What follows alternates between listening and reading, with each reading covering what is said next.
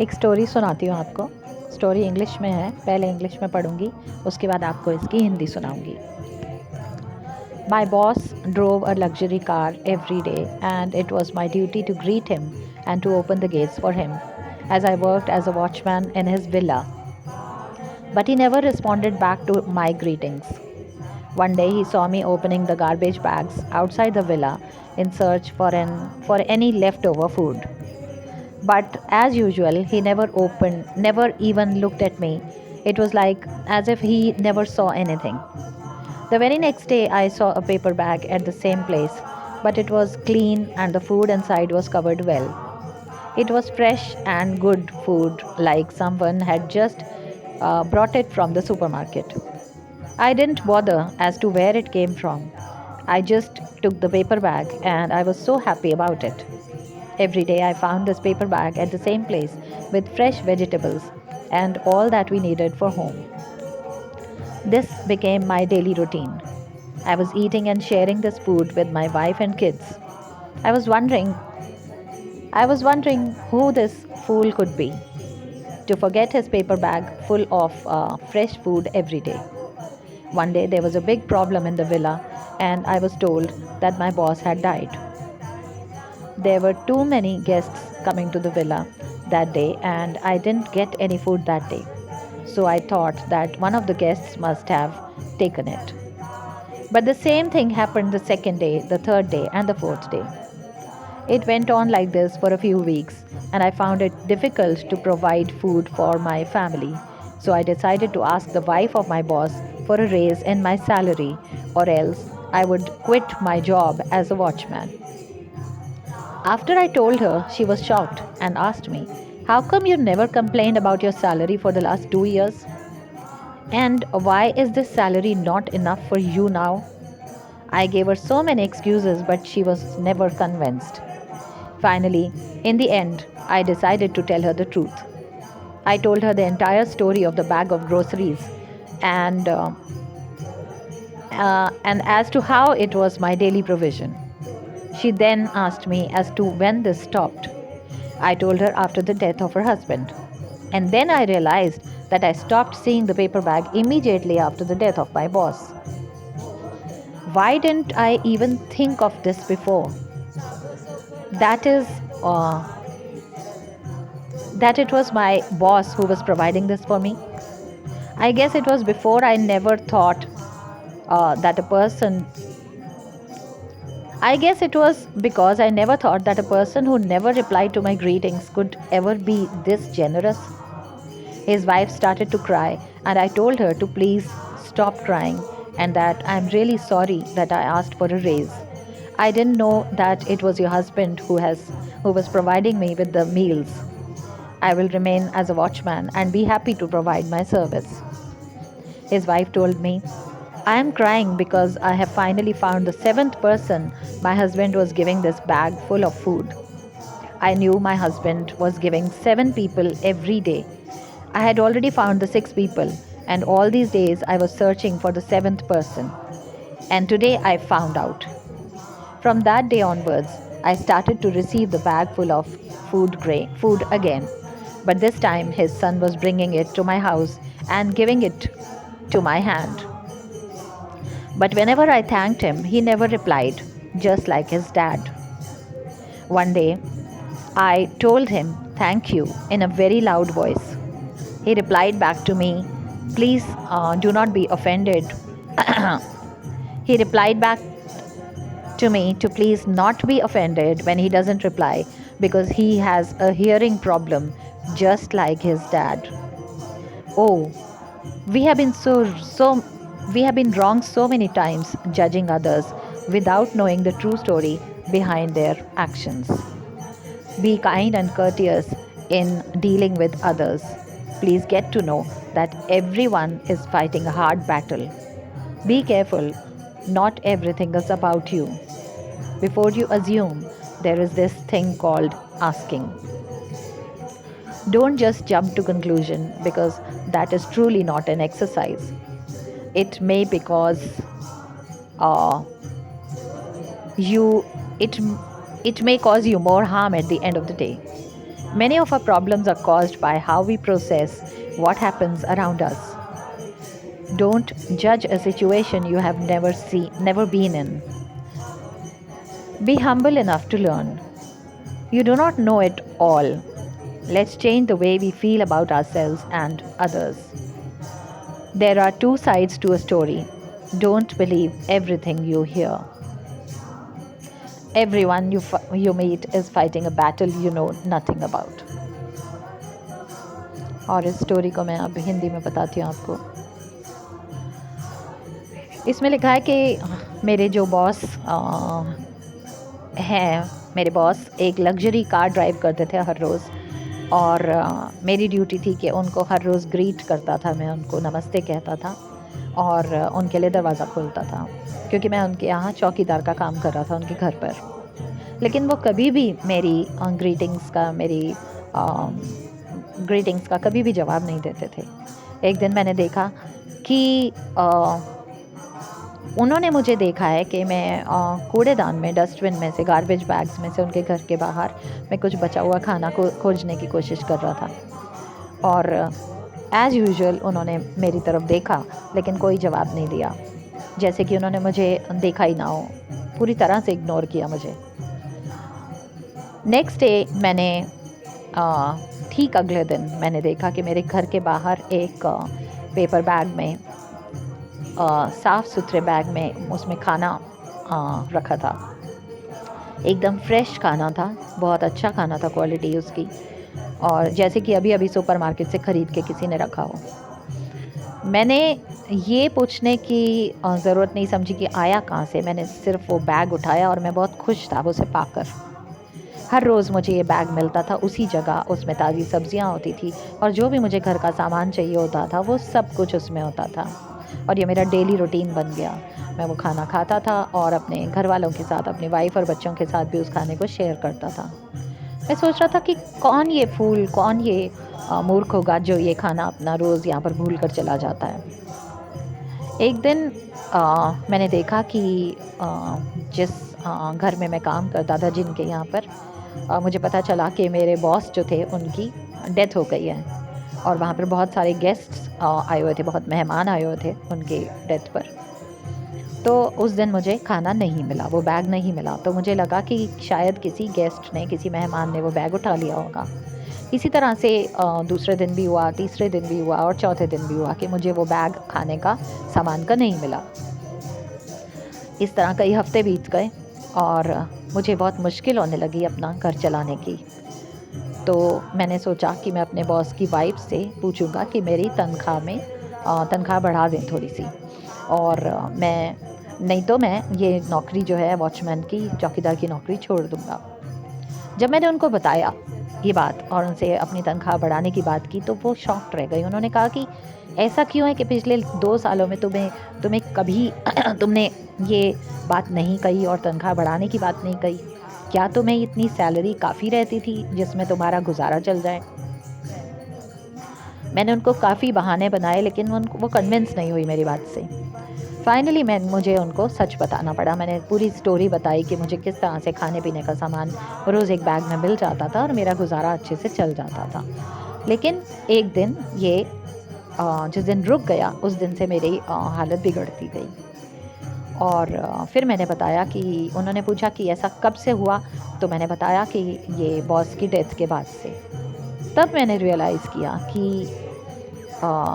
ये जो सामान है ये तो मेरे बॉस ही देते होंगे। क्यों नहीं ये बात मेरे मन में पहले आई?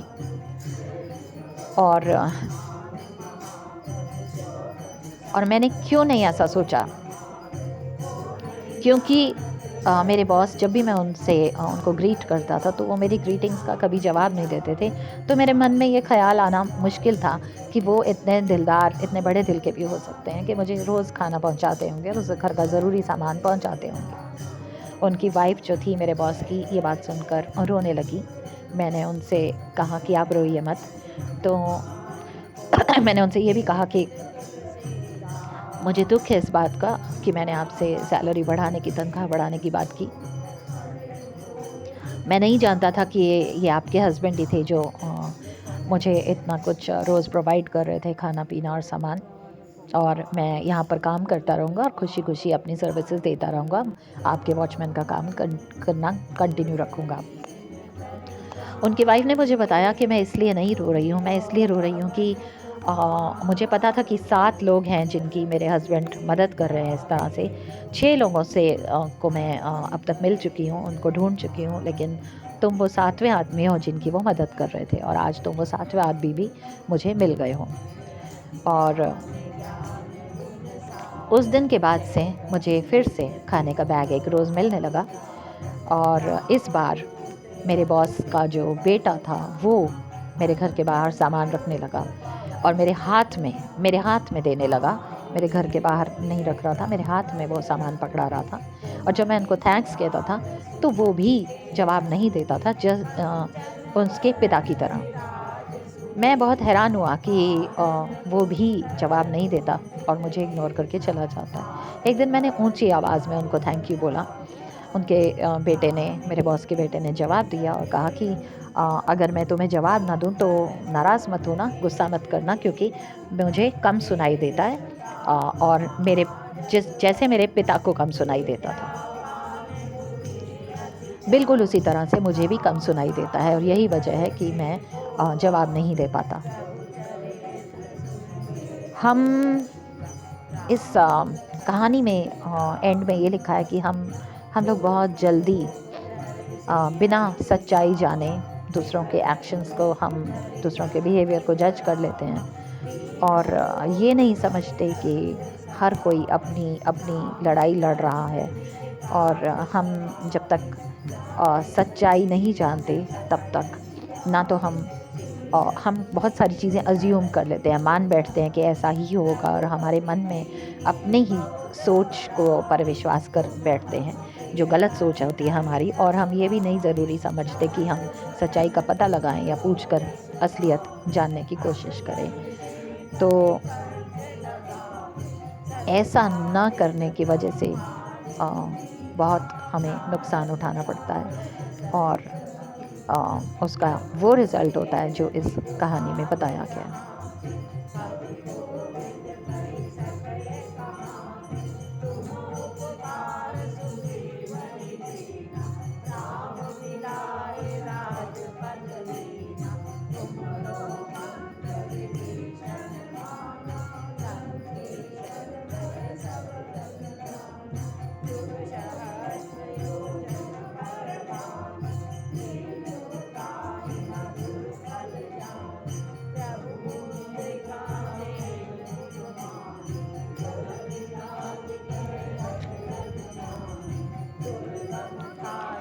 श्यामा पंत जी के एक्सपीरियंस।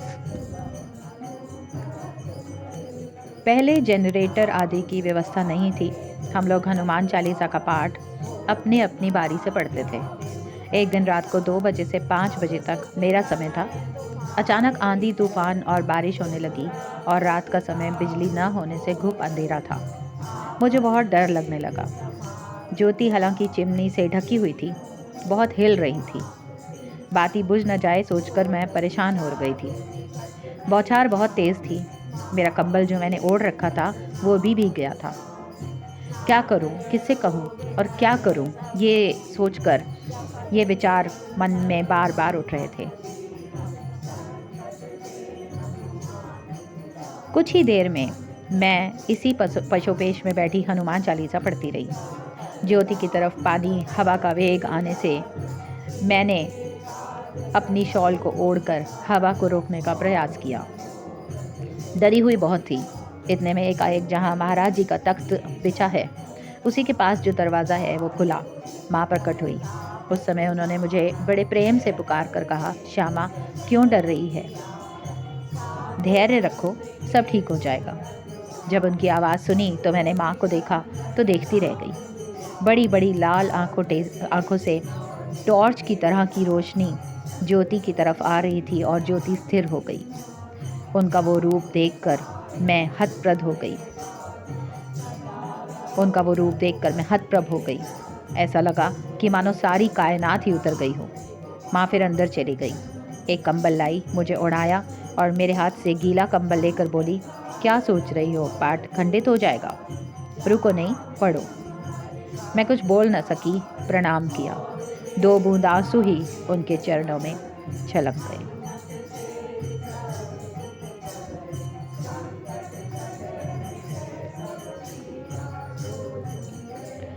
दिवाकर पांडे जी का एक्सपीरियंस। परम पूज्य श्री बाबा नीम करौरी जी महाराज के सर्वप्रथम दर्शन का मुझे पूर्ण स्मरण नहीं है। मेरा अनुमान है कि 1959-60 में 59-60 में जब मैं कक्षा 6 या 7 का छात्र था, पूज्य बाबा महाराज एक रिक्शा से कुछ क्षणों के लिए हमारे निवास स्थान थॉर्न हिल रोड इलाहाबाद इंडियन प्रेस के पीछे पधारे थे। उसी दिन अपनी दादी एवं माता पिता कमलादी राजीदा के आदेश से हम दोनों भाइयों को उस महान विभूति को प्रणाम करने का प्रथम सुअवसर प्राप्त हुआ। 1960-61 में हम मकान बदलकर 124 एलनगंज इलाहाबाद के एक मकान में आ गए।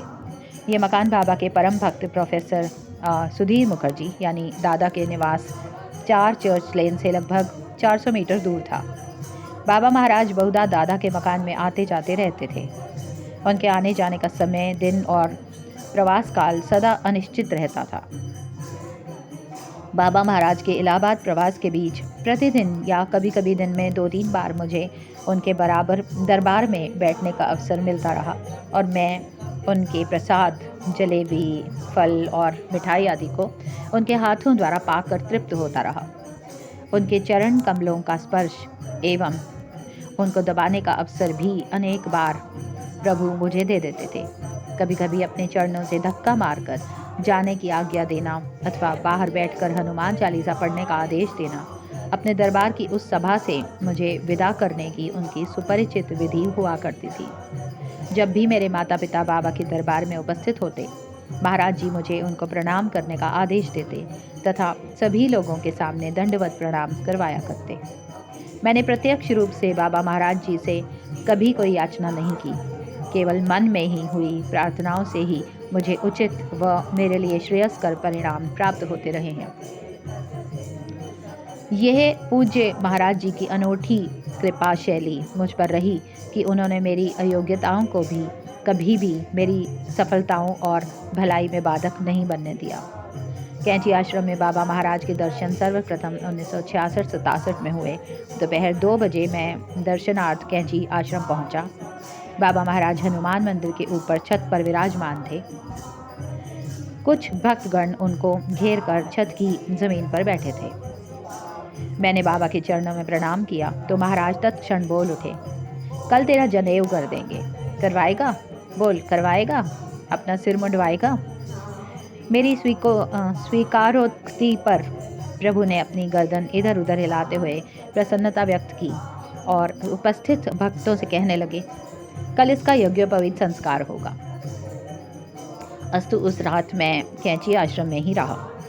मेरे माता पिता इलाहाबाद में थे। उन्हें और नैनीताल के मेरे संबंधियों को बाबा की इस कृपा का कोई अनुमान तक नहीं था। मेरे पास नैनीताल से कैंची आने और वापस जाने के लिए 4-5 रुपए मात्र थे और न ही मुझे ये ज्ञान था कि यज्ञोपवीत संस्कार में किन किन वस्तुओं व कितने धन की आवश्यकता होती है। मुझे अभी तक भी ये पता नहीं है कि मेरे लिए नई धोती, बनियान, तौलिया आदि की व्यवस्था कब और कैसे हुई। दूसरे दिन प्रातःकाल से ही रब्बूदा आर.के. जोशी के साथ हम 3-4 लड़कों का यज्ञोपवीत संस्कार पंडितों द्वारा पूर्ण वैदिक विधि विधान से यज्ञशाला के बराबर बने एक बड़े कमरे में, यज्ञशाला तब बनी नहीं थी, बड़े कमरे में प्रारंभ हुआ। इस विधान के अंतिम चरण में महाराज स्वयं वहां आकर बैठ गए। रब्बूदा जिनके आग्रह व निवेदन पर बाबा महाराज ने ये आयोजन करवाया था, उनको महाराज जी ने स्वयं अपने कर कमलों से यज्ञोपवीत धारण करवाया। मुझे यज्ञोपवीत पहनाने का आदेश मुकुंदा को दिया गया, जो कि अनंत कथामृत के लेखक हैं। त्वमेव माता च पिता त्वमेव रूप में धन्य है पूज्य बाबा महाराज जी की मुझ पर यह अयाचित कृपा। तत्पश्चात पूज्य सिद्धि माँ एवं जीवंती माँ का आशीर्वाद प्राप्त कर नैनीताल लौटने पर तार द्वारा ये सूचना मैंने अपने माता पिता को भेजी। हरि अनंत, हरि कृपा अनंता।